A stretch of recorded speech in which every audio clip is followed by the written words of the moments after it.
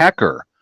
And let me give you what I think is my backstory and my experience with her. You know, I've worked with widowers, men that lost their wives, and I talk about it a lot. And we know that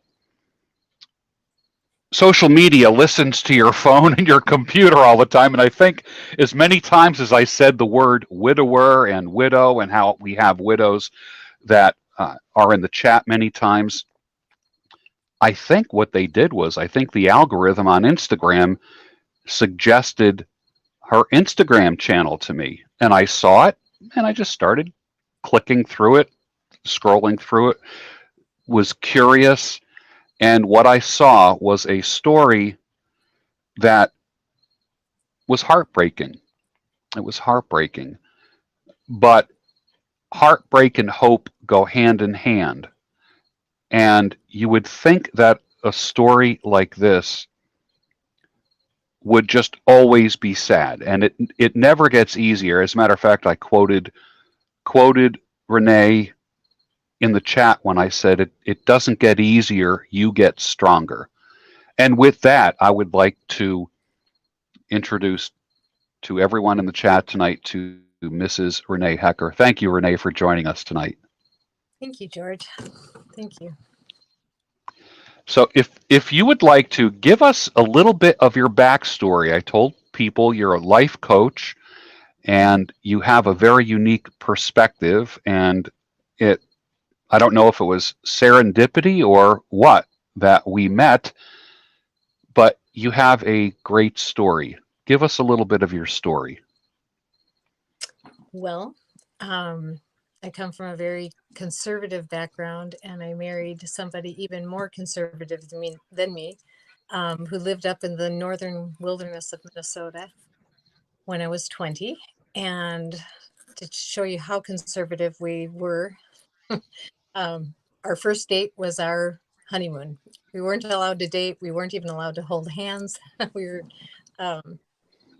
pretty sheltered and pretty protected, and the life began very innocent and naive to a lot of things in life. But we loved each other, and we carved our home out of the wilderness in northern Minnesota, lived off the grid for many years, actually 4 years up in northern Minnesota, and ended up moving to Wisconsin in 1989 and have been here ever since. Found a piece of property, 120 acres, that had no electricity to it, but we were used to that. So we built another cabin there. And oops, my phone just popped down, sorry. And here we go. Anyways, so we ended up having in all 12 children. My husband wanted a big family, and I said, okay, but we're going to make it a beautiful thing. We're going to stay in love, and we're not going to let ourselves get all frumpy, and we're not going to have the older children raise the younger children. We're going to raise them ourselves. And that's what we did. We stayed in love, and just our hearts were so knit to each other. I think one thing that stood out to everybody about our marriage is that we were always in love. And I stayed at home and raised the children. My husband actually delivered all of our babies at home, just me and him. I homeschooled all the kids. I'm still working on the last 3 of them, homeschooling them. And he was a logger and worked out in the woods and provided for us. And our kids always loved their home life. When they look back, that many of them, 9 of them are adults now, and they just love the wonderful home and environment that they were raised in. But in 2020, my husband was working on one of his machines in the woods, and the machine collapsed on him and killed him almost instantly. And there was no plan B. I had no life insurance or anything to rely on. And suddenly all the weight of caring for everybody was on my shoulders. I still had 4 dependents. And at that time, all the COVID things and restrictions had just set in. So one of my daughters just that weekend had come home from college because that had shut down. Um, I think three of my children without jobs. When my husband was killed, two of my sons were employed by him, so they were without jobs. So it was it was kind of an earth shaking experience for us. And I didn't know what I was going to do. And it was, the situation was so grave. My husband had lost his business in 2008 and was in the process of getting it going again, building it up. So he was deep in debt for a lot of his machines and things like that. And so I just had to delve into it and figure it all out, where he was at with everything. I knew the logging business, but I didn't know what all he had going. And um, so that took probably a good year, almost a year and a half to get that all resolved, to make settlements with a lot of the different companies and things. And in the meantime, well, the week that he died, I got an email from a company that I had been looking into. I thought eventually I would like to do life coaching when I had my kids raised and things, but the need was then. And so I got an email from the company I'd been looking into, said how to become a life coach in 3 days. And basically a boot camp, a long weekend of boot camp, and then continued studies after that. And I think the main thing I got from the boot camp was just get going. Don't wait until you feel ready. Get going with it. And I'd already had a lot of life experience. Our first child had died. Um, well, it was an infant. Our second year of marriage, our house was struck by lightning up in the wilderness and burned to the ground with most of all of our possessions.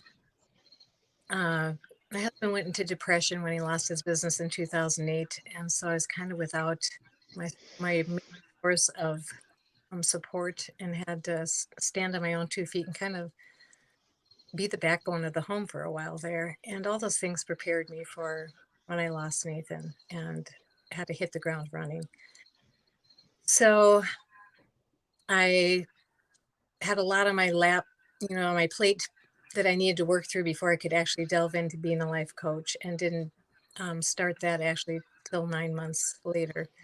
Got my website up and things. I just had a lot of grief to deal with. I had all his business things to have to figure out, and help my children process their grief at the same time. So I've been doing it now for almost 2 years, and kind of felt when I was going through the grief process that was kind of a way of preparing me and readying me for doing the life coaching. If I could make it through that, I would be ready to be a life coach. But first, I had to life coach myself through all the grief and change and transition in life. So when my husband died 3 months later, 2.5 months later, turned 55. And out of curiosity, I just thought I'd see what the number 55 meant. And the number 55 stands for great change and new responsibility. And I thought, well, if that isn't accurate for what my life was at that time. And anyways, I gradually found my footing again. I processed all my grief. At one point, about 6 months in, I just had this little voice that said, Renee, if you keep running things over in your mind, all the what ifs and if onlys and all the grieving process, you're going to be hurting yourself, not healing anymore. It's time to start looking forward. So I really made a resolve in my mind, if I was going to look back anymore on Nathan and our life together, it was going to be with gratitude, not with sadness. And did pretty well with that resolve. Not always, not 100%, but it's made all the difference to have that mindset, that I'm so grateful for all the years I had. We had 34 years together, and it was about a month in of my grieving, and I was in my bathroom and I just thought, this is so cruel. This is so cruel. Because we had just made it through some really tough years together, through his depression and things. And we're finally getting on good footing, and boom, he was gone. And that little voice came again to me and said, Renee, would you rather have never had 34 years or had 34 years and now learn to let go? And that was a no brainer. So, um, helped me to keep things in perspective. That little voice that would always prompt me to be grateful for what was. And that's probably the gratitude has made the most difference in me pulling through that time. Yeah, interesting. I have taught the audience that over the years, I'm going on 7 years with my audience, that don't focus on your loss, but be thankful and have gratitude for the years that you did have versus focusing on the loss. And I know it vacillates between the two. You can't just flip off the grief like a light switch. Yeah. And I think you you just demonstrated right now how important it is to have gratitude. Was that something, were you a gratitude person prior to your husband's death? Or was this something that you had to learn? Well, in earlier in our years of marriage, probably around 30, um, my husband started taking me out on regular dates. I was doing the best I could to raise my kids with never taking a break, and finally realized 5 children and I had to have a break. I was losing my mind, never having time away. So we started going on date night once a week, and he would every once in a while ask me, is there anything that you wish I would do different that I'm not aware of? And one time I thought I would give him that opportunity, and I asked him bravely, is there anything you wish I would do differently that I'm not aware of? And he thought a little bit and he said, you could stand to be more grateful. And of course I took offense initially to that, of course I'm grateful. But as I reflected on it, he was exactly right. So much that I took for granted about him in particular. And and it was around that time too that life just for me became so arduous. I had an irrational fear I carried for years that kind of was a cloud over me. And it just seemed like to get up every day and to feel peace and to feel happiness was so much work. I got to feeling like I kind of wish I'd never been born because life just seems to be so arduous to go through it and actually enjoy it. It just seemed like it was constant mental work to stay encouraged and on top of things. And I wasn't suicidal, but I thought that's the next, that's a step away from it when you're not really even wanting to live very much or feeling that it'd be easier to not be alive.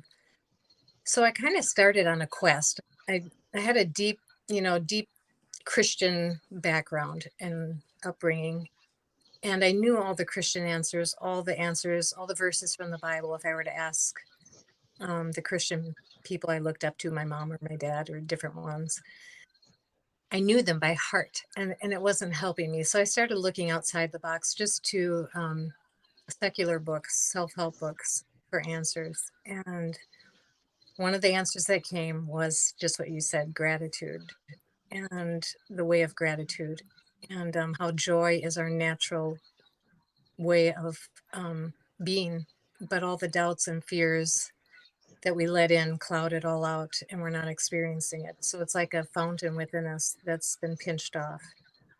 And it sounded right to me. Wasn't sure about it, but I began on that journey, and I thought each morning before I hit the floor, I'm going to open my eyes and I'm going to think about things that I can be grateful for today. And so for the first day that I tried that, I laid there in bed and I thought and I thought and I thought, and I could not think of one thing. That's how bad my negativity had gotten. And, Mm-hmm. but I persisted with it. And some years in, I was taking a walk one day down the country road, and everything was lit up and so wonderful. And I thought, has it always been like this? And I've just had blinders on. And I think that's what it was. But it was nothing, my outward circumstances had, but because I had changed things in my perspective and in my thinking, my experience of life was so much better. So I had started on that journey of gratitude in my 30s, and by 40, life was amazing again. Um, and I tell people, don't wait till things are so bad that you have to change. Start working with your mind to cultivate gratitude now, because there's going to come a time down the road when, boy, you're going to wish you had the gratitude muscle going already. Yeah. It's you were forced into an education that you didn't sign up for, so to speak. Yeah. Yeah. My 30s, though, had given me a lot of tools, and in finding myself at a place of not really wanting to live through the 30s, I felt like I really gathered together a lot of tools. And then the 40s, when my husband went into depression, a lot more tools. So that when I got to my 50s and I thought the hard times were over, I had no idea what was coming, but Hmm. I had gathered to me a lot of tools to help me survive that time and to pretty quickly rebound from it. And goes back to what you said there earlier, that it's things don't always get easier, but because you're stronger, um, you're so much more able to handle it. Had that happened in my 30s, I'm not sure what I would have done. I might have Yeah. I might have gone under. Yeah. Yeah, I describe it as a passive suicidal ideation. There's the active suicidal ideation, with the taking pills or taking a gun or, actively having the thing in your hands that could end your life. And then there's the passive suicidal ideation where you just, like one client of mine described it. He said, "I wish I had like a little machine that I could hold in my hand and just like press a button and just make everything go dark." Mm, He didn't want to actively like kill himself, but he said if he could passively just press a button and make it end, he would. yeah, And I yeah. get that. It's a passive feeling that just hangs with you. Yeah. We have Peg Bell is with us tonight. Peg lost her husband several years ago and recently lost uh, her boyfriend, companion, Mm, and has experienced some losses. mm, And Peg, I'm glad you're here. I thought this would be of interest to you. Terry Cox is also here. Terry says, "My husband Bill was part of my life for 35 years. We were married for 28. I feel tremendous gratitude for all of those years together. I had to journey through darkness to reach the light." mm.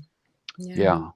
Look back with gratitude. Jeff Emerson comments and says, "Look back with gratitude, not with sadness." DB says, "Don't cry because it's over. Smile because it happened. The gratitude and the love." Yeah. JLM says, "I didn't cry for years unless I was really drunk." Very interesting and realistic. You know, my audience keeps it real here. This is really something. How did you find yourself wanting to reach out to any substances or anything like that? I know in the past, I mean, in my former life, so to speak, I would reach for the bottle Mm, and make things go away with a few cocktails. Did you mm. ever find yourself going into that area, or was it more of a mental thing for you that you had to overcome? I ended up doing it chemically, unfortunately. Mm. No, I never did. I am I'm one who grits through anything. Hmm. And I've done, in my teen years, started started doing self-healing things, which is a lot of natural remedies involve um kind of some arduous things. And I think some of that im- actually helped me going through the grief, because I had mentally gritted through, like when I had Lyme's disease, when Lyme's disease was kind of a new thing. And I think I was like 27 years old. Hmm. And Wisconsin is the heart of the Lyme's disease. And I was the first in my family to get it. And I went ahead, I was nursing a baby at the time, so they didn't want to give me antibiotics. They gave me penicillin. That worked for a little bit. and it came back in full force. So I didn't want to go. They wanted me to go to intravenous antibiotics when I was done weaning the baby, but I decided to just start trying some natural remedy things. And one thing I did was a 21-day water fast. So go without food for 21 days. And I had heard that 21-day fast rejuvenates the whole nervous system. And I thought, I'm going to try that. Cost me nothing, just but grit. So I gritted through that. It did wonders for me. And the fasting itself cured my Lyme's disease. Wow. But I think some of those things helped me when I went through all the grief, because I knew how to grit through things and to dig deep and to get through tough things. Um, a lot of different experiences in life that we went through had built a lot of mental toughness before I got to that, which was by far the hardest hit you could have given me. I just made myself grit through it. But, I took a lot of time alone. I took, my main priority was not the money situation. It was to stay happy for my kids. My kids had lost their dad. I didn't want them to lose their mom too. So if I had to just sit quietly by myself and get nothing done for a while, I would do that. To just be quiet, cry, journal, whatever I needed to do. And there's about 3 times when it was too big and too great for me, and I had to reach out to a close friend and just cry. um, so that was the one thing I did, was reach out when I needed someone to just hear me, it's not really anything they need to say, just need to hear me, and I need to know I'm not alone. I'm kind of big on not reaching out for substances, because when you take a substance, it dulls the very thing that's your gift, which is your emotions. Your emotions are indicators that something needs to be looked at and felt and dealt with. And when you numb it, you just prolong the pain, prolong the process of healing, I guess I should say. And so I didn't want to numb it. And just like physical pain, numbing it can can often cause further injury. If you have back pain and you numb it, you're not easing yourself where you should be easing yourself, and can create more problems by dulling the pain that you have. So emotional pain is the same. You want to be able to feel it so that something's off and I need to feel it and delve into what's happening. And of course, I knew what was happening with this. It was letting go of my husband, adjusting to a Yeah. new life.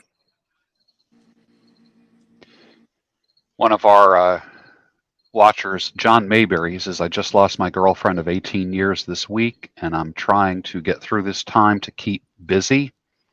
Peg Bell comments, grit, grace, and gratitude.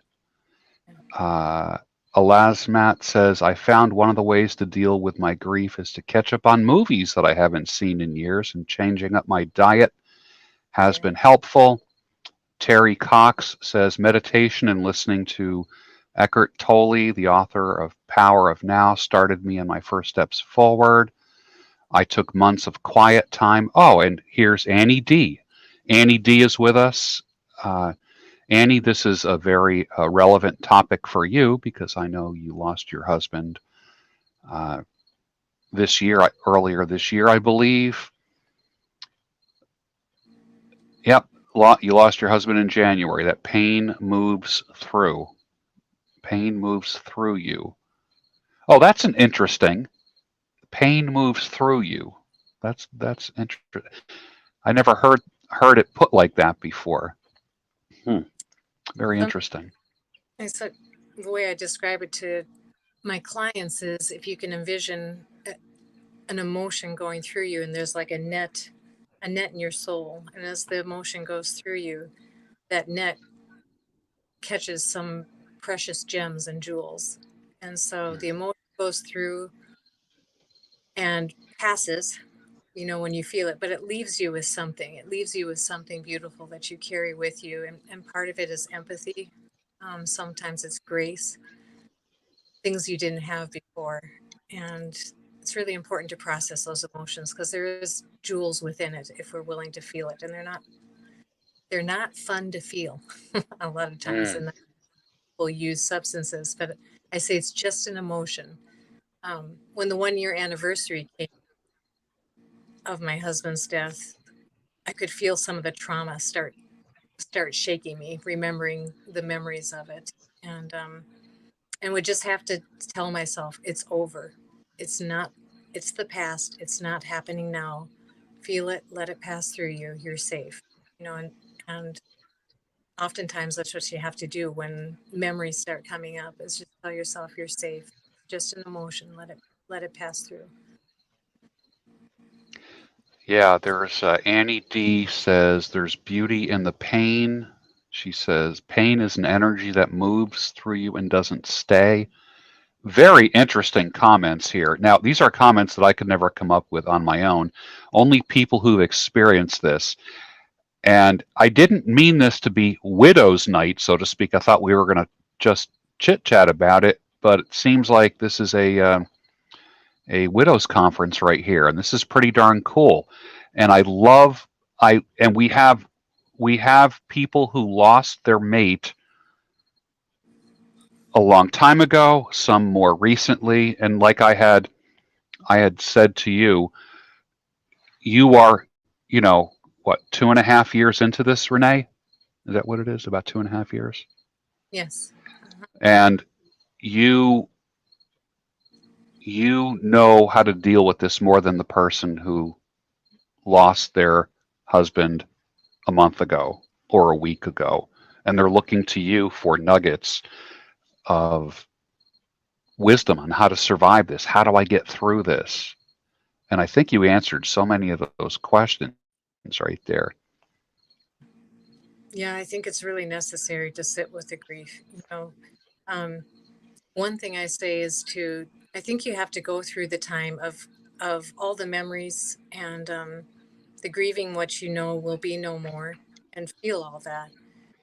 Um, but at one point, what I learned to do after I had that little voice saying, "Okay, you've done it enough now. Now, if you're going to look back with gratitude." It wasn't the end of sad thoughts, though.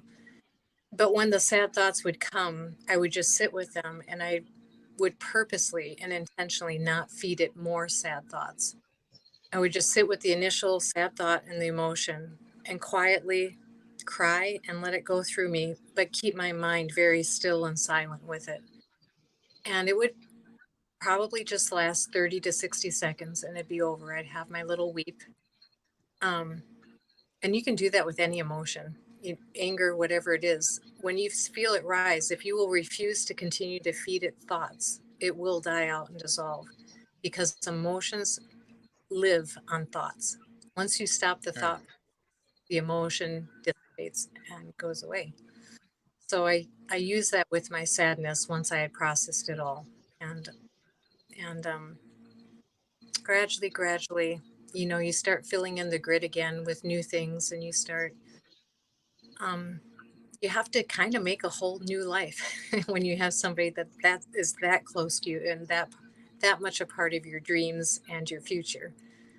You have to figure it all out again, and gradually you start doing that. And so, in the 2.5 years, gradually I'm filling in those little empty places with new things and learning to do things on my own, learning to socialize on my own, learning to parent on my own. It's a big job, 12 kids, being the mom and the dad. I realized we used to split that so that if the kids wanted to share their joys or their sorrows, it was between two of us. So I have to take a lot of time just to do that with my kids, that when they need an ear, that I can be that for them.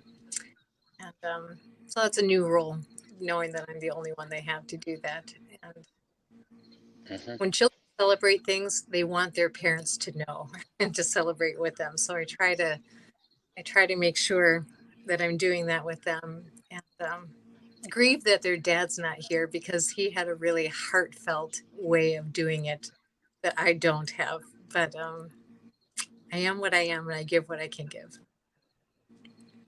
Yeah.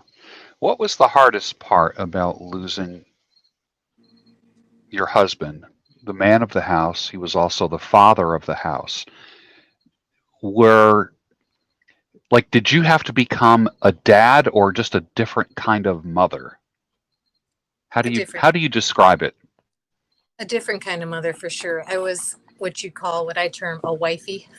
you know, I shine in the supportive role, and I loved being the follower and the supporter. And he loved being the leader of the home. We just worked as a really good team together. And when he died, I was all of a sudden on the front lines. And I can lead. I just prefer to follow and follow a good leader. So I jumped into it though, and I just the next day I broke away from the kids because I still had not had a chance to just let it out. I was holding it in for the kids' sake, and I just told them we're going to go down to the park. I have a knot of steel in my chest, and I need to let it out. And so Mhm. I went in some seclusion in a park and just wailed and wailed, and I begged Nathan to stay with me. I had never We'd gone through all the tough things, but gone through them together. And this is the first time on my own, and begged for him to stay near me. And I said, I just need a sign. I need something visible to know that you're here. And I found this really helpful to me. Um, I couldn't think of anything, what it would be. Nothing was coming to the surface. But on my way home from the park, there was a herd of deer in the road. And I thought, oh, that's a perfect sign. He was an outdoorsman. He loved wildlife. And the one term of endearment that he would call me was deer. so, um, so I chose the deer would be a sign that he's near. And it's been amazing since then. The times when deer will appear at a pertinent time. When I'm deciding something pertinent about his business, a settlement or things, and I'm working through it in my mind, wondering if I'm making the right decision, and a deer will go across the road at the time. Um, so I I encourage for people to find some kind of symbol, something, because when it's new and it's fresh, it's really helpful to have something visible and tangible to give you a feeling that they're near and that you're not alone. Mm. Music was one. My husband was a singer, and so music, just at pertinent times, pertinent songs coming on over the loudspeaker at the store or wherever it is, has been really helpful too. Mm. Terry Cox says, butterflies for me, I guess butterflies are her deer, so to speak, the spirit of my father and my husband watching over me. And I know her story about the butterflies. That's very significant. And it Mm. seems like a lot of people experience that, a little comforting symbol through nature somehow, Yeah, some way. I've seen that more than a few times.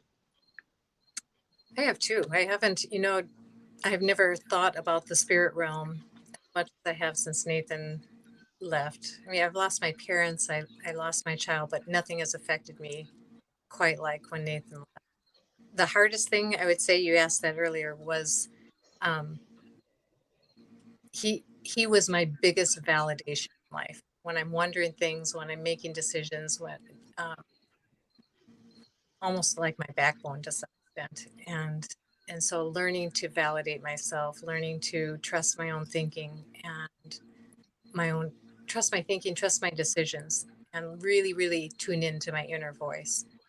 Mhm. Um, there's a verse in the Bible that I always wondered about where it says, Jesus says, because I go to the Father, greater things will you do. And I've always wondered, why would that be? Just because he goes. And when Nathan left, it it came to life for me because I realized, because Nathan was that guiding force to me, and when he left, um, I was forced to do greater things, meaning to step it up and to trust my thinking and to make decisions that put me out there and put me on the line. And as long as he was there, I could rely on him, just like I think Mm. the people relied on Jesus and his miracles and things. Right. Wow. Now, you're also, we'll switch gears Okay. just for a second. Let me just refresh for anyone that has joined in the past several minutes. I'm talking with Mrs. Renee Hecker, and she is a life coach specializing in empowerment, helping people get to the next level. And one of the reasons why we know each other is because I don't work with women, I work only with men. And I've always wanted to be able to have a network of competent women to be able to refer women to. When women reach out to me for coaching, I don't work one to one with women. I don't think it's wise for a man to do that. So I'm the referral king. If I know someone specializes in something, I would much rather make the referral than try to fake it. And there's I'd rather I'd rather refer clientele to people who've been through certain things. When it comes to losing a husband, I guess I would speak in generalities, but somebody like Renee Hecker would be able to get right to the heart of the matter and help somebody. Terry Cox says, my husband was my champion, cheerleader, and protector. I had to learn how to do that for myself. Yeah, Yeah, yeah, that's incredible. yeah, for So sure. you've started your coaching business, and I believe the website is onetruenorthllc.com. Is that correct? Correct. Yes. Yeah, and people can go there. And you are in. I'm in Philly. You're an hour behind me, so it's 9:17 for me. So it's 8:17 for you. Hmm. Uh, do you find when people reach out to you, what kind of issues as a coach? What kind of issues have people reached out to you for? A lot of it is anxiety. Anxiety seems to be a chronic problem in our culture. It seems like, and anxiety and depression. I would say that those are the two main things. Some has been marriage trouble, so I've done some marriage counseling um, with couples too. Um, but those would be the biggest ones. Some a mental downward spiral, either depression or anxiety that they can't step away from and get calm in their life again, or get joy again and enthusiasm back. Yeah, it's funny. I have all the clinical training, but nothing. I don't have the life experience like what you have, and that's one of the reasons why I feel very confident in referring women to you in that way. All the clinical training in the world. Let me put it this way. I don't think the clinically trained female therapist suffers any less or lighter than the one who isn't clinically trained. I think death and loss kind of spans all the demographics. And someone who has the quote unquote book knowledge and the academic knowledge of how to deal with loss, I don't think it's as effective as someone who's been through it. There's something about having been through it that helps you say the right words. And the people who are going through it, they know those words. You Mhm. speak right to them, no doubt. What would you say to the woman who lost her husband or the man who lost his wife? What would you say with a recent loss? Let's say, like within the past month. How would you guide them? What would you say to them? Mm. Well, everybody is unique, and it's going to be a journey only you can go on. No one can do it. The sad thing is, no one can do it for you. And it's one of those cold, hard facts that I think was the most brutal when it happened to me is it's final, and there's nothing you can do to change it. And the soonest that you can move into acceptance of what is, the more quickly peace begins to come. Peace comes the moment you can move into acceptance. And it's interesting how something can be so final, but within us we fight it emotionally, fight the reality. So that would be the first step, to move into emotional and mental acceptance of the what is now. and feel all those feelings. Take time, more than anything, take time in your quietness or however you find it easiest to feel the feelings and remember that they're just emotions, and to not run from them. That it's the it's the process of healing, is moving, letting the emotions move through you and accepting them, processing them. Um, it does get better if you allow that. If you can allow, like a wound on your arm that's extremely painful at first, and you let the pain be there. Don't dull it because you're really careful with it. If it's a bad burn on your arm, you're really careful to not let hot water run on it. You watch it and you baby it, and that's kind of what you need to do to your soul and spirit during that time. And if you allow feelings there and don't dull them, you'll know what things to engage in and what not to, because you can feel whether it amps the hurt up and sadness, or calms it. It was really helpful for me to have a playlist of music, um, that didn't rouse the sad emotions more. I had, and I didn't do this intentionally. I just tend to, much to my children's dismay, listen to the last 10 songs on my playlist over and over, listen to them to death, as they say. And the last 10 songs on my playlist when Nathan died, they happened to be Korean songs. My kids had me watching Korean dramas with them. And the Korean songs, I loved the melodies, and they had like one English phrase in them. So it's all in Korean. And the music was very calming to me. And some of it kind of upbeat, like one of the Korean songs, the one English phrase in it was "get better day by day, get better day by day," and then it would go into Korean again. Um, and there was a couple. The one American song I had happened to be "I Can Only Imagine," and that's a Christian song talking about I can only imagine, when I stand before Jesus again. And I I know that song well. Yeah, it's a great song. so that music happened to be on point for me. It just calmed me, and some of it lifted my spirit, and it was perfect.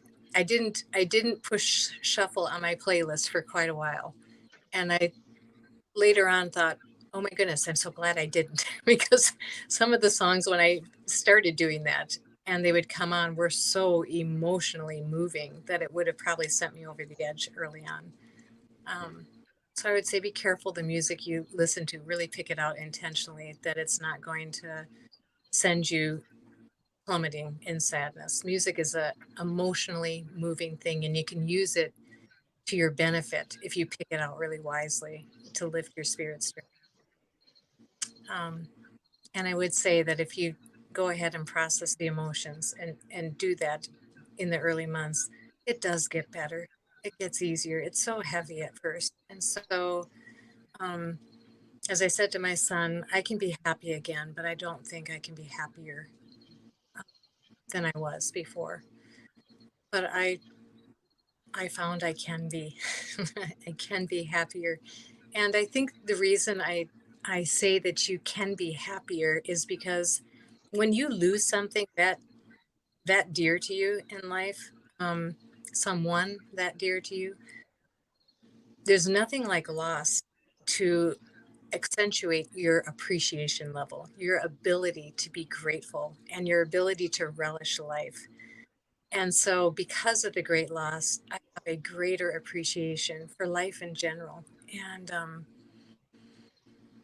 And because of that, I can now, the little things in life, I can relish them and I can appreciate them. And every new experience I have, new person I meet, and things, it's a whole different feel to life because of going through great loss. And so I think it's just your capabilities to enjoy life get increased, and so therefore you can be happier. Yeah. Wow. Well, I would like to bring on a couple different people. Terry and Peg, if you would like to come on, I'll post the link. And let me see if I can find that real quick here.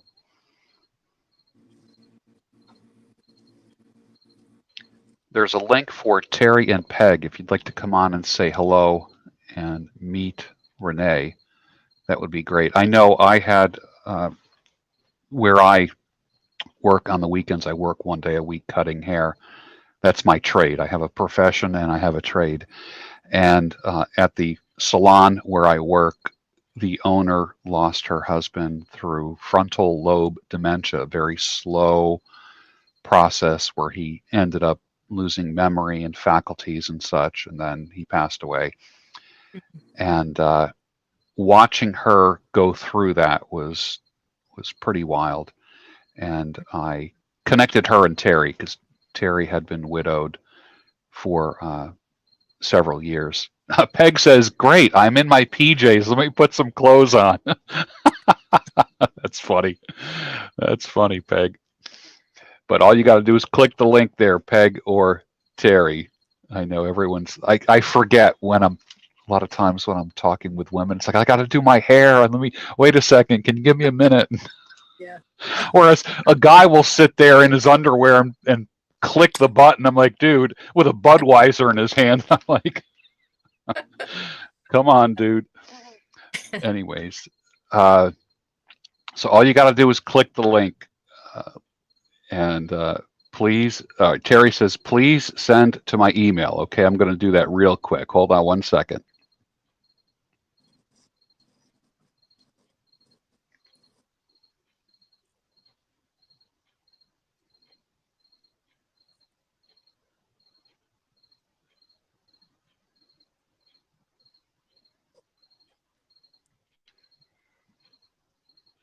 Okay, that just went out to Cox Computer, Terry P. Cox. I know I have 2 of your emails. So there you go.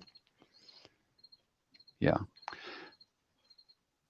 How is Renee Hecker different now than she was prior to your husband's death? What is different about you now? Um, hmm. I tend to be really lighthearted, which has been really fun for my kids. I've been a fun mom. I do a lot of fun things with them. And my husband tended to be more serious, and I was the lighthearted balance to him. Um, when he died, it definitely added a dose of solid, solid but good seriousness to me. Um, Still lighthearted and laugh a lot, but I have hmm, maybe I'd call it real settled, a real settledness that I didn't have before. I have a huge dose of confidence. um, my Before Nathan died, he would have me do different business calls for him, and I just hated doing them. I hated doing business calls. I would do them for him, but I just liked being with my kids and doing the home things. And where I found myself after he was killed, doing phone calls every day, dealing with business and big corporations and making settlements and dealing with the state and the county and all these different things, um, over and over and over for a year. And uh, there's nothing like building confidence, where to build confidence to just have to be out there doing things that you're afraid to do. Um, and, and also just not really knowing what to do and having to follow my inner guidance system, my inner compass, to know what choices and decisions I should make. And so much more confident than I was um, prior to this, for sure. Peg Bell. Good evening. Hi, Peg. Good evening. Good. My hair's still wet. That's quite all right. That's quite all right. Yeah, this is real life, real time. Renee, it's a pleasure to meet you. Oh, And I tuned in late, so I'm going to be watching the recording to get okay. everything that was said before. But and Thank- I agree with George that when helping someone or perhaps even coaching someone that has gone through a loss, there's something said about having that time in the saddle that Yeah. everyone processes grief just as similar as differently, and everyone's path, we walk the same path but independently, and our paths look a little different. And everyone has their way of handling things. Whether I personally like to write, but other people choose art or could choose activity, whatever kind of works for them. And my heart goes out to all of those in the audience that have lost a loved one. I know it's hard. I know it's hard. Yeah, you're right. You're right. It was when I became a widow, I wanted to hear from other widows. I wanted to hear their experience, even though it was different. You're right. There's something that is similar, and to hear their experience helped me not to feel like I was odd or off track. How they expressed their pain and how they dealt with it and things, and just to know, okay, I'm normal. And to me, it's like nobody wants to be in the widowed group. It's not a badge we actually wanted to have, but as life comes, life also goes. But it's just so important to get the word out there. I think death is never easy, in my opinion, but many times it's almost taboo to talk about. And it's not like I want to go and bleed online, but it's nice to have a safe container, a safe place to go that somebody else has been through it. I was the first in my family to be widowed, and it was then after my husband died, then I met a really nice guy, fell in love and all that, and then he passed away in May. It's like, and I thought my journey through grief the first time was going to be, it's like, oh well, okay, well, maybe I can get through this a little better this time. And I did a lot of inner work after losing my husband. I wrote, I did a lot of introspection, and that helped a lot. But as far as like pain with grief the second time around, it's like, for me, I have to feel it to heal it. And feel it to heal it. Wow, that's something. Terry Cox is with us. Hi, Terry. Meet Renee. Hi. Good evening. Nice and hi, Peg. Good to see you. We've become friends on Facebook. We share a lot back and forth, including information about our cats and more. And her cat does have a strange meow. It does. I can vouch for that. Renee, I could relate to so much that you were talking about, and so much that through your process, because I went through a lot of it. And a lot of advice that I give to others is I coach women that are going through losses, changes, divorces, and become widows, facing the death of a spouse. Some are in when their spouse is in hospice and they know it's coming. One of my dear friends, I'm the past president of the Healthcare Businesswomen's Association, one of the founders. She's facing it. She goes, Terry, you have to be with me. She's terrified. And we were talking it through. I was just with her the last couple of days because she knows I've been through it. I resisted. And I kept busy. And I saw that in the chats that some of our some of the folks in the chat were mentioning, I keep busy. Yeah. And initially, that's what I just kept busy, and I kept after 2 weeks of superficial mourning, going through the motions of the funeral and the celebration of his life. Within 2 weeks, I started doing client work, and kept going and going and going, saying, I can do this, because I was always driven, just like you said, you had strong.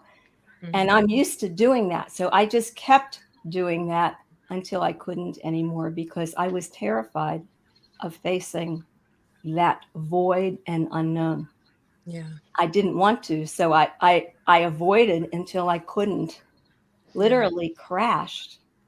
And I did have thoughts of suicide, not real serious ones, but I kept saying, what do I have to look forward to? The best of my life, 35 years of this man who was my partner in all things is gone.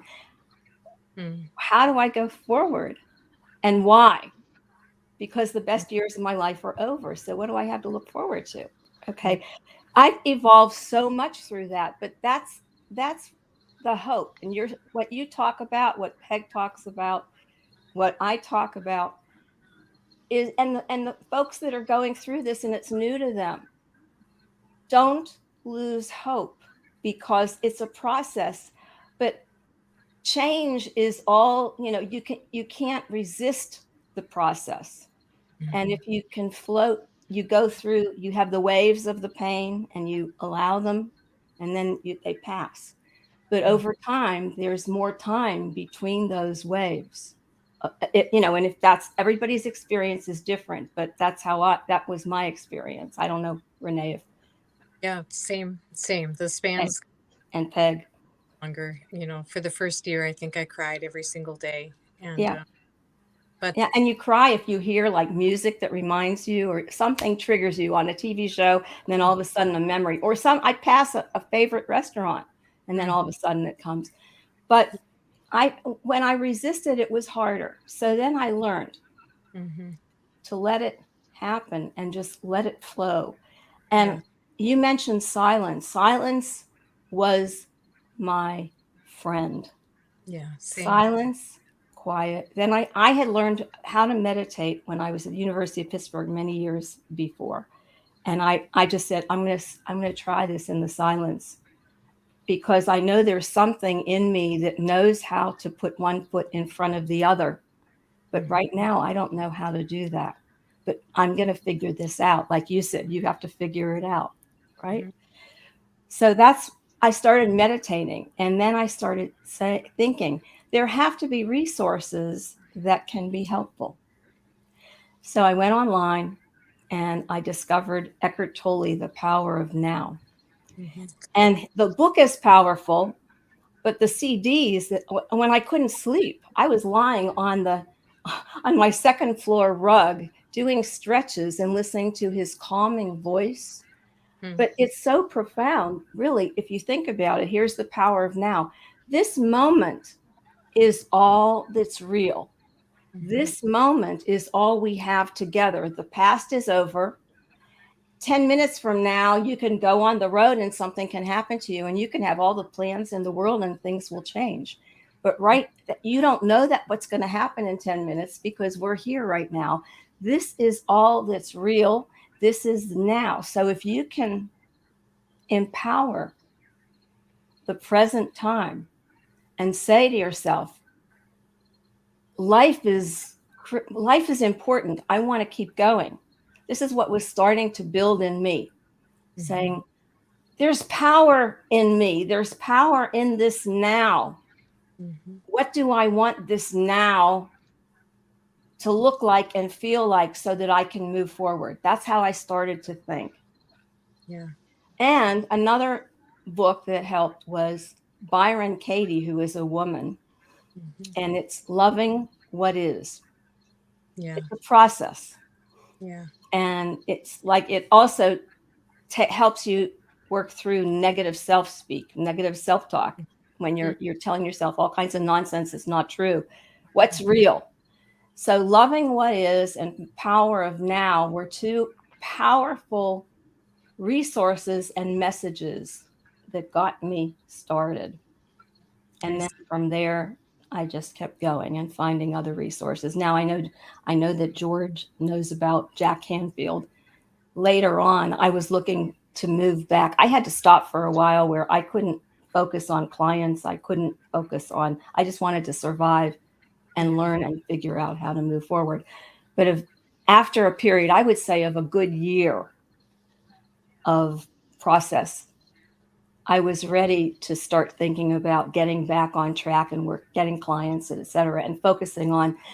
I mentioned that my husband was my champion and my protector, and he was a strong source. He was my partner in all things. I had to learn how to have confidence with myself and how to move forward without Bill's support. Yeah. And then I had to go through the process of knowing he's still with me. I had the whole butterfly legacy, which is a whole story I won't go into. But the fact is, my father's spirit and my husband's spirit are with me. And I'm getting a lot of emails right now. But all of those pieces gave me this inner strength and knowledge to know that I could go forward. I should go forward. I deserved to go forward. And I started moving forward with hope. Then I started working with Jack Canfield. And I told him I had built my career to the point where I was very visible with my husband. And I was getting a lot of publicity. I was ready to take my career to the next level. And then I had to pull back and focus on my husband's illness and then his death. So I had emailed Jack and said that I had to get small. It's the only way I could survive was to retreat into me and not try to carry all that burden of publicity and being out in the public. Yeah. So that was a change. And then once I was able to, and so he's been working with me. I have a program starting this week. I mean, I've been working with him for quite a number of years, and he's helped me tremendously, and still does, and really is supportive. I mean, what's happening now? My whole career is taking off. But what's amazing? I just did a book, my fifth book actually, but Women Who Dream. And it's a series of inspired author series with Kate Butler Books, and she's connected with Jack Canfield. She was trained by him. So Women Who Dream is 9th in the series, and it's #1 international bestseller in 6 countries on Amazon. But I did the chapter. I was invited to do a chapter, and this is my husband died 12 years ago, so this gives you some perspective, and everybody who's following and listening and in the audience. There's lots of hope, because here I am years later, and I have totally evolved. Yeah. And I just turned 70, and I'm on a new trajectory. I'm on a new path, and it's very exciting. But when I look back, and what you've talked about, I went through all that, and I'm not perfectly gone. I haven't perfectly gone forward. I still slip back. Yeah. The holidays, anniversaries, those kinds of times still trigger feelings. They don't go away, right? They don't. But over time, it gets easier. But life, oh my God, there's so many positive things. So once you start looking at the power of now and that incredible power, and loving what is instead of just what was, but focusing on now and going forward. Yeah. It's just, it's such a major mind shift that it really helps you, but it takes time. Yeah. So, all right. So let me ask you this, Renee. You and I were talking about you writing, doing some kind of writing. Are you putting pen to paper right now? Are you a analog person? Do you like put pen to paper, or are you more of a on the computer kind of person? I like to put pen to paper. Yes. That's my preference. A lot of like I had told George earlier, was with my Instagram following. I started the Instagram account to encourage younger mothers, and so it's named Wing It Mom. And I kind of left that name there. The whole reason for my Instagram account has changed. But I left that name on it just because people knew me as the Wing It Mom. My style of mothering, which is winging it, and kind of what I've been doing since Nathan died, winging it and hoping I'm going in the right direction. But as my followers saw my whole life flip upside down, I just started kind of journaling my process right there with my posts every other day. And so therefore I was doing it on my phone. I'd get my notes and type it in and then copy and paste it onto my Instagram account. And it was just in the last year that I started a Facebook profile for my business and just have that under One True North. on Facebook, and was a little bit dragging my feet to do it on Facebook because Facebook is my connection with my family and friends, everyone who knows me. Instagram is a big following of people that, I largely don't know. And so it's a little easier to just put myself out there and all my feelings and everything. But to do it on Facebook where everybody, close family and friends, is a little bit more daunting. But I finally took the leap. And so basically do the same thing. But if I'm going to just sit down and write a book, I want pen and paper. That's what I do. And Renee, you can Interesting. help me because I'm just starting on Instagram. I'm just Oh. starting. I've just been starting posts on Instagram. I'm slow on I'm on LinkedIn and Facebook, and I'm just evolving in Okay. social media. So you and I will have to connect because I want to learn more about how to do that. Instagram's a little more user friendly than Facebook, I find. But yeah, you'll like it. Thank you. One of the things that we had talked about, Renee, was the difference between widowhood. You've given birth 12 times. There is a difference between the widow with 2 children, 5 children, 10 children, 12 children, the woman who doesn't have children, the younger widow, the older widow, and it's not just widow. People think that there's this just huge category of widow. And every single woman who has lost her husband, there's many things that they have in common, but there's things that are different. Like you could not afford to stop being a mom. The show had to, what do they say? The show must go on. You had to be a mom. It was a killer, but it was the savior at the same time. I could not just sink at all. I had to remain strong for them.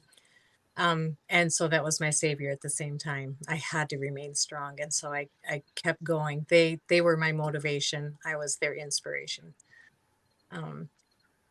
Yeah. I was thinking there's also the widows who lose their husbands suddenly. And then there's the widows who lose their husbands very gradually. It's a whole different processing of grief between those two too. Right. Peg, Someone- did your husband die suddenly, or was it did he die over a period of time? Was he ill? He had cancer, and he was gone in 4 years. Okay. And did you mentally prepare for it? I never gave up hope that he wouldn't kick this thing, because he was just the Energizer Bunny, always positive, never heard him whining or complaining or anything like that. And just a very strong person. So I didn't give up hope that he would kick this. And I didn't want to, and at the same time, I'm thinking, well, everyone has their time. Bless you if that was a sneeze. So yes, I did a little pre-grieving, and I learned that pre-grieving from losing my mother from Alzheimer's, losing a bit of her every day over a period of years. So I was familiar with that part of it. But gosh, when he died in my arms, it was it was horrible. Yeah, I can imagine. So at least I knew he was, I knew he was sick and I knew he was dying, which is totally different than if somebody loses their spouse by an accident or something immediate, a stroke. They're in front of you 1 minute and they're gone the next second. So I had a chance to say some of the things that I wanted to say, and so did he. And a lot of people don't get that, or a lot of people don't think to have those conversations, or even far before, some disease happens. And we had those deep conversations. Yeah. Somebody asked. Yeah. Peg, I never heard the phrase pre-grieving before. That's fascinating. Describe that. What is your definition of pre-grieving, Peg? Pre-grieving is when the train's coming to the station and it's going to stop there and take your loved one away. So before the train arrives, you think about all of the things that you may want to say, or what you want to hear from your person, and kind of preparing yourself for when they're no longer with you. And so, I mean, I learned that through, I just did it, just, a ton of reading, a ton of research. It's like, is this really normal what I'm going through? I mean, I looked up online because I was curious, because I had all these questions about, what I'm going through before the loss of my mom or my husband or Dan. Is this normal for me to be thinking all these things? And yes, it's quite normal, and it's, for me, it was a good thing to do. And so I just read and researched and wrote, and um, had the conversations as best as possible, which I could prepare for. You can prepare as much as you want, but when that person takes their last breath, you're not ready. Yeah. It's you can almost feel the vacuum of their soul leaving. It's kind of like, oh, Mm.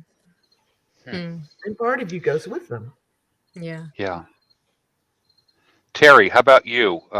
Was there pre-grieving? You had a period of time where he was in a period of decline, and you, like, did you ever know that? Did you ever think like he's going to pull out of this, or was it pretty sure that he was on his way out?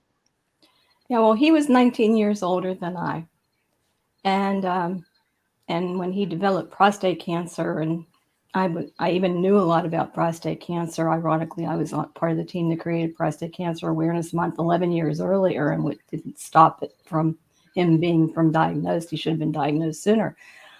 But he had to start on hormone therapy and went into remission for about 3 or 4 years, and we were still partners in our business. And he was, and then it got bad. But he also had 3 mini strokes, and started to show signs of dementia. And I got him to quit smoking, but not soon enough. So he also had COPD. So he had he had a lot of different illnesses that he was battling.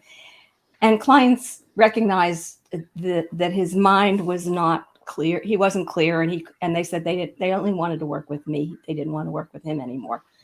And so I had to have a heart-to-heart with him, and then he was the back office, and I completely took over, although I was lead anyway.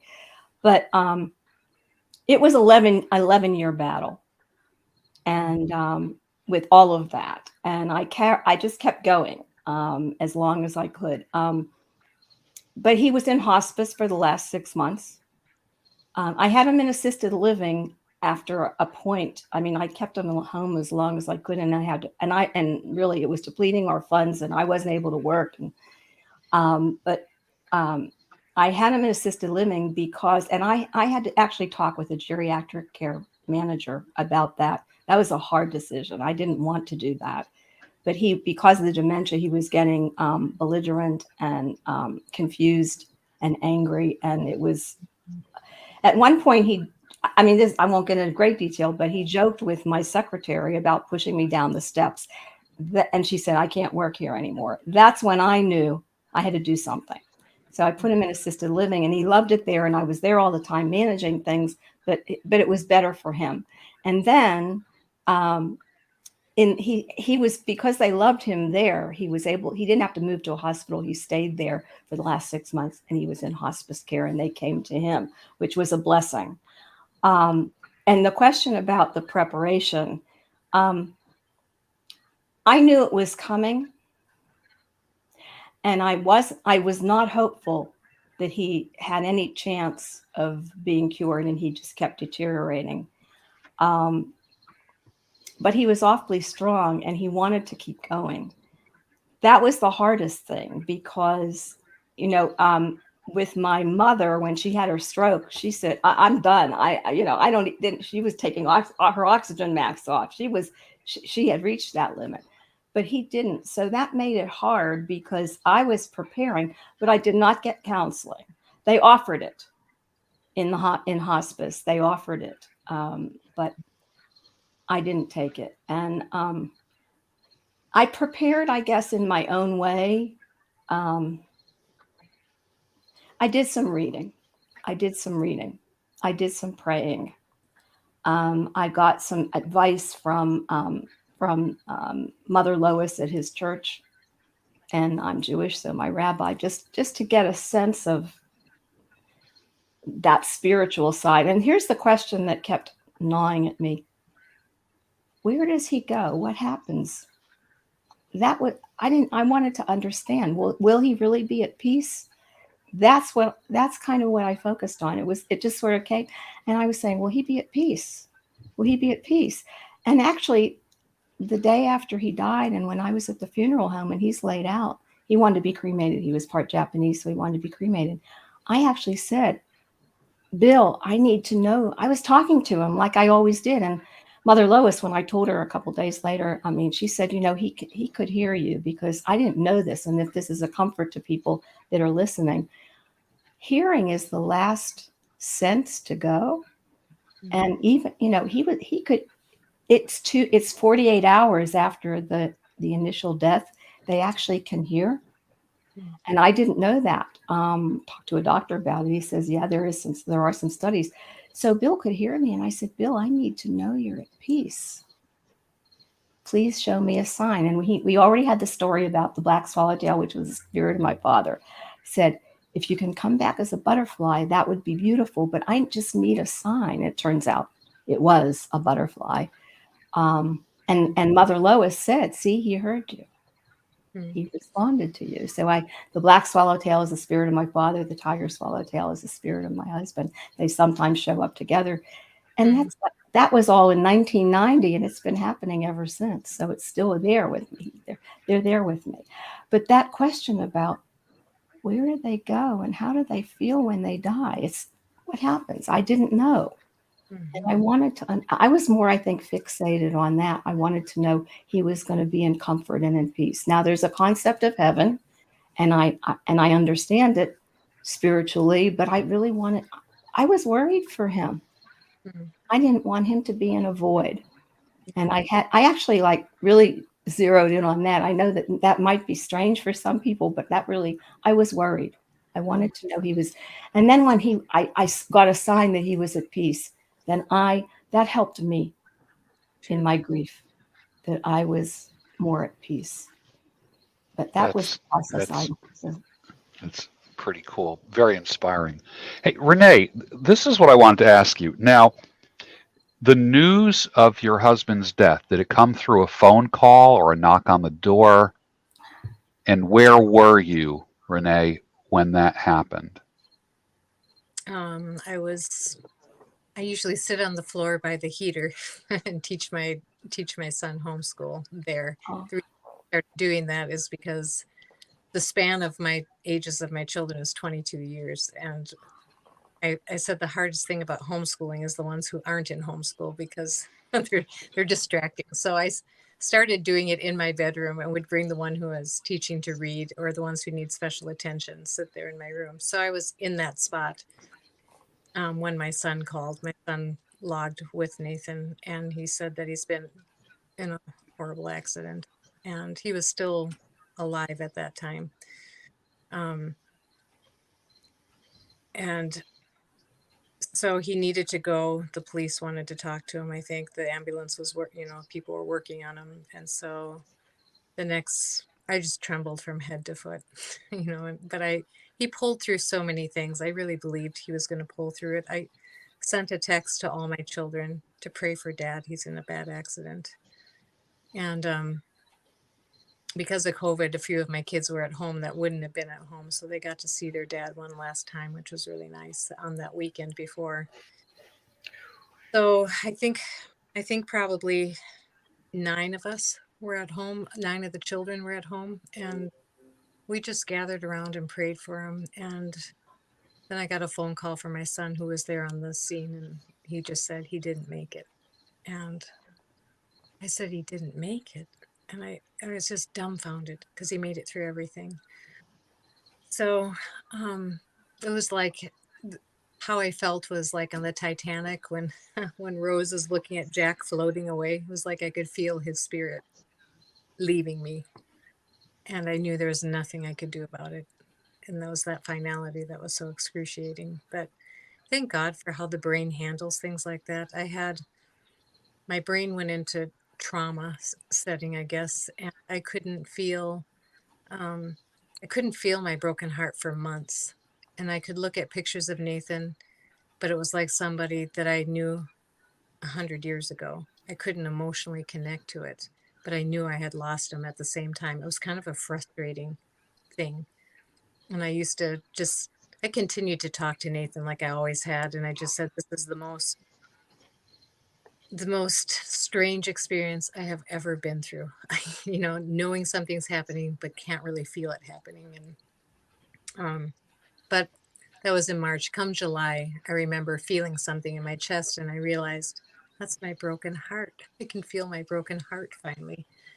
Um, I had a bike accident. I ride a 16-mile route and I've done it for probably 15 to 20 years. But 3 months after Nathan died, I had a wreck and I broke ribs in my hand and just face planted. It was horrible. But when I had that experience, I realized how much that was like when Nathan died. I crashed on the bike. I jumped right back up, grabbed my bike, grabbed my phone and my bottle and got off to the side of the road, wondering if I could keep going till I could feel blood dripping.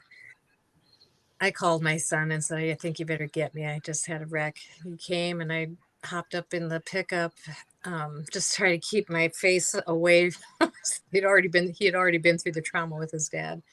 But when I got home, it all started to set in me, and the pain and the movements, that I had broken things up and hadn't realized it. But it was enough to could move to get myself to safety. And the trauma of losing Nathan was the same. It was like my brain was numbed till I could get to a place where I could actually handle feeling it in full force. Those layers of grief, I guess they call it. But Yeah. Interesting, the difference between being able to prepare and not being able to prepare for someone's death. Profoundly different experiences amongst the different widows. yeah. The word widow, Mm. when I was younger, when I thought of widow, I just thought of a granny. You know what I mean? When you think widow, you think of like nothing wrong with gray hair, Peg. But when you think widow, you think of like an old granny with her hair in a bun and a house dress or something. You don't think young hip woman when you think widow. But the reality is there's a lot of women that lose their husbands at all ages. Mm-hmm. And Renee, you were married at what, like 20 or something? Is that what it was? 20, yeah. Mm-hmm. Yeah.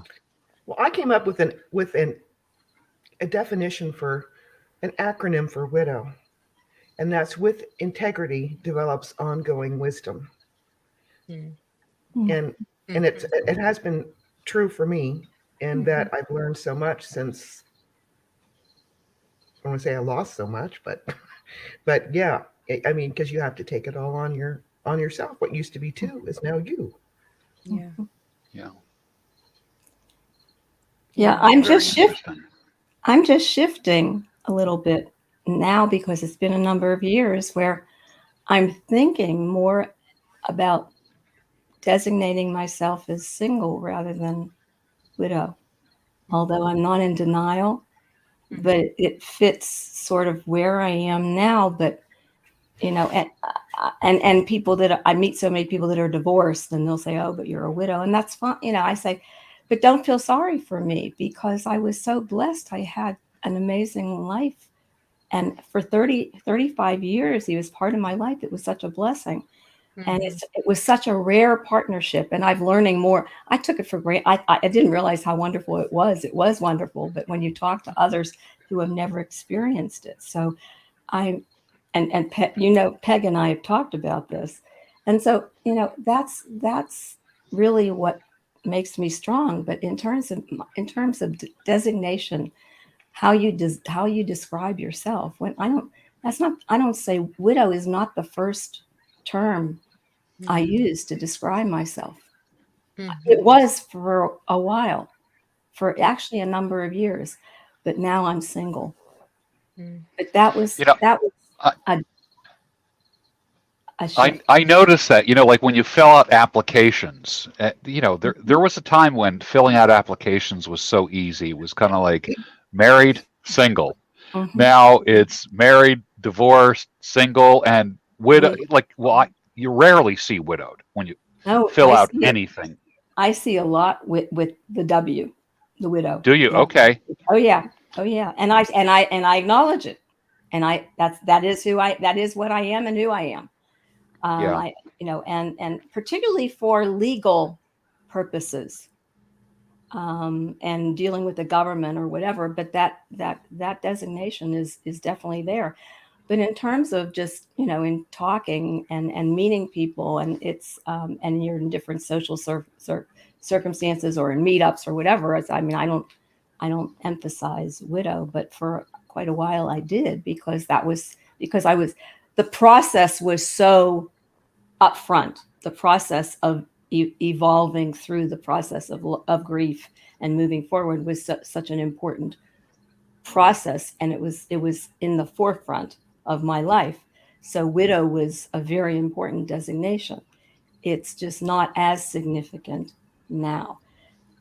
One thing I want to mention, and I want to ask Peg and Renee, did you notice that you couldn't laugh?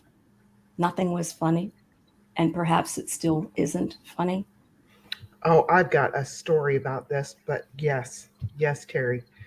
Um, is it okay for me to share? I'm guessing It so. is.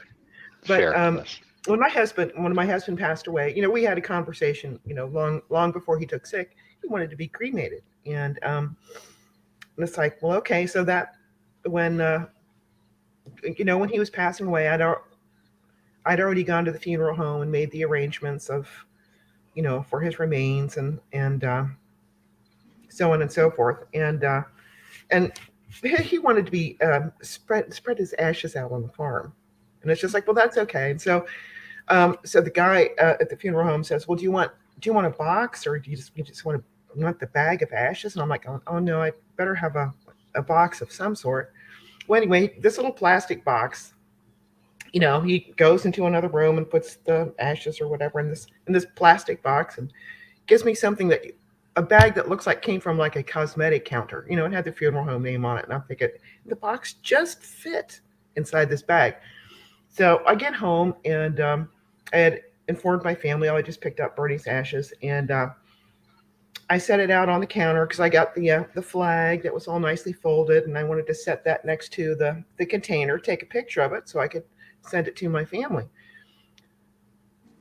Let me tell you, I went to go get that box out of that bag that just barely fit into that bag, and I popped the top of the container off. And I thought, oh Lord, I've spilled his ashes. Not knowing that they were actually in a bag. It's like, do I look or don't I look? Do I look? Don't I look? Anyway, I didn't spill them. They were in a bag. But I tell you what, I never laughed so hard in my entire life. It's just like, well, he got the last laugh. And I tell you what, when I took a picture of the plastic urn thing and the flag, something happened because that trashed my phone camera, and the clock on the wall stopped. So, like, if there was energy that he was putting out, it nuked my phone and stopped the clock. But anyway, I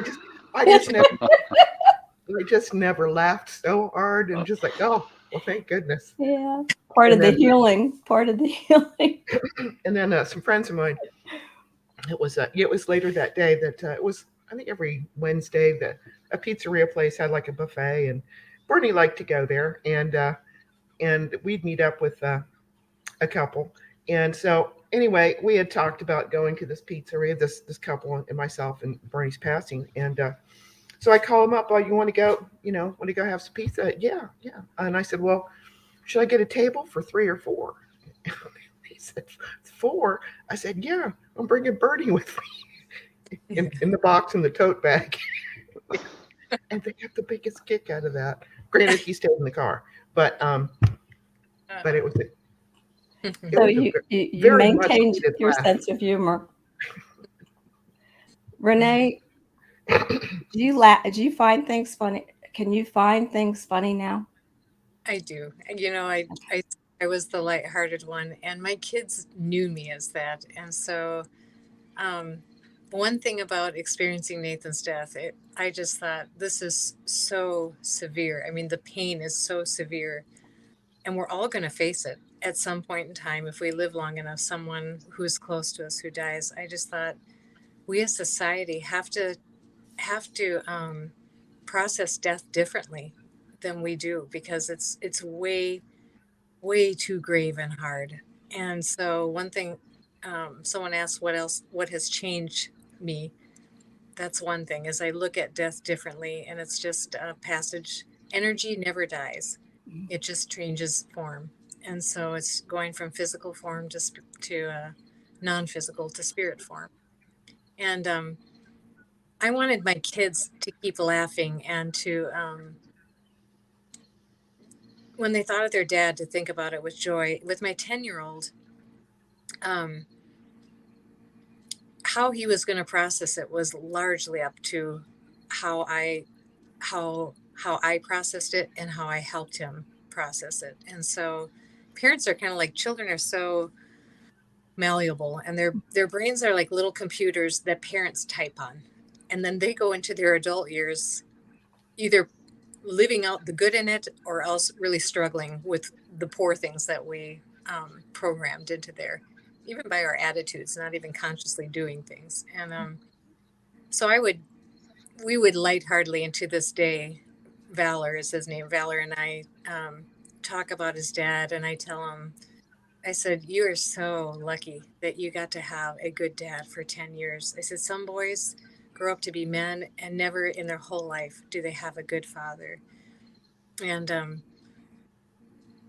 we laugh about the different things, you know, he'll bring up, Dad would have said this. And I said, yeah, we thought it. And so it's a lighthearted thing. And one thing that my kids feel, and I felt the same, is that we don't want to avoid the subject of the one who died. We loved him, and we want to keep the memory alive. And I think that that's pretty common of people who lose someone close. They enjoy talking about him because it's a way of keeping the memory alive of the one that they love. And a lot of people avoid it because they think that they're bringing up something painful. But when you've processed the grief, it's actually a joy to talk about that one. And I saw my daughter posted something on her Instagram story, and it was a girl talking about this matter, and how people are always like, oh, I'm so sorry, and try to avoid the subject. But one girl confronted her, and she said, your brother died, what was his name? And she was so delighted to be able to tell her name, and she said, what was he like? And so then she had opportunity to describe what he was like, and what joy that brought to her. And I think people maybe need to know that when everybody's different. You know, you do have to be sensitive, but I think the majority of people enjoy talking about the one that they lost. Absolutely. Well, this has been a great evening, and it was completely spontaneous. I did not plan this. Well, I did plan it for about 5 minutes, but I knew Terry and Peg were going to be here, and well, actually, I didn't know that. I had a hunch that you might be here, and I know there have been people in the chat. There have been a couple men. One guy became a widow a month ago, so he's been hanging on to your comments, and I've been just watching him in the chat here. He's been widowed for a month now. So, and I'm sure there's others, and there, digital is forever. So this video won't be deleted. It's going to go on, and it's going to help a lot of people into the future. So I just want to say thank you for coming on, Terry. Thank you for coming on, Peg Bell. And Mrs. Renee Hecker. Now, should I call you Mrs. Renee Hecker or Renee Hecker? You tell me. Or you can just call me Renee. Renee Hecker. Yeah. Okay. And Renee, you are a life coach. How can people find you? You help tell the audience what you do, how you work with people, and how people can find you. Well, I regularly post on my Wing It Mom on Instagram and then One True North page on Facebook. And I share a lot of the things that I share with my clients. But it kind of gives people a feel of who I am for them to know if they want to do life coaching. And then on both of those formats is a link to my One True North LLC website. And on there, you can read about the life coaching. Some common questions and things like that. And then I have the email there. Reach out to me who are interested in life coaching. Excellent. Excellent. Terry Cox, any final words? Well, all I want to say is, because I asked the question about humor, I couldn't laugh for a while. And that might be something that some of the folks that are following tonight might feel. And so I started watching some of my favorite funny movies. And I started to learn how to laugh again. And it happened, within a couple of months, I got it back. But that was significant because I found nothing was funny, and I have a crazy sense of humor, but I couldn't laugh. That was noticeable to me. So once I had to awaken that again. So, but I enjoyed watching those movies, and there I was laughing, and that was it. That's all it took. So, Wonderful. yeah. Excellent. Peg Bell, any final words? Oh, good. Well, I guess it was a pleasure again to meet you, Renee and Terry. I always enjoy talking, and George, thank you for having us all on. Love is such a precious gift, and I know sometimes marriages get a bad rap, but I'm pro marriage, and I guess all that being said, that when you have so much love to give and you give it to your person, and your person is no longer there, I guess one thing to think of too is just how rich that love was and still is in certain aspects of this person that we had given our heart to. And as Terry mentioned, and as many may know, may never experience the depth and joy that we had in our relationships. And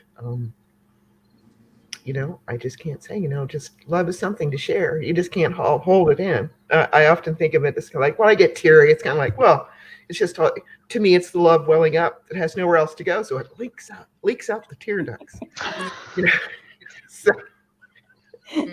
So our partners have passed on, but we have not. So our job is not done. That's why Mom said, I don't know why I'm still here, kind of a thing. I guess my work must not be done. Well, our work is not done either. So pass the good things along and the lessons learned. I think it's so important that widowers can have dialogue and communication, and share what things have worked or haven't worked for them that may help others along this journey. So I'm just very thankful. Thank you. Yeah. Well, ladies, thank you very much. I appreciate your insight, your wisdom, your experience, and for coming on here. And like I said, digital is forever, and this video will be helping people for years in the future, unless YouTube bans me, which I'm always walking a very fine line about that. So we'll see what happens with that. But thank you so much, everybody, for coming on. Renee, thank you for, on a Friday night of all nights, some strange guy reaches out to you. So it's much appreciated. Nice to meet Renee, you. it's a pleasure connecting with you. And thank you, George, for this opportunity to share. Yes, really. Thank you, George. Thank you. It's my pleasure. Good night, everybody. Have a great night. Okay. You too. Good night, Pat. Bye-bye. Bye-bye.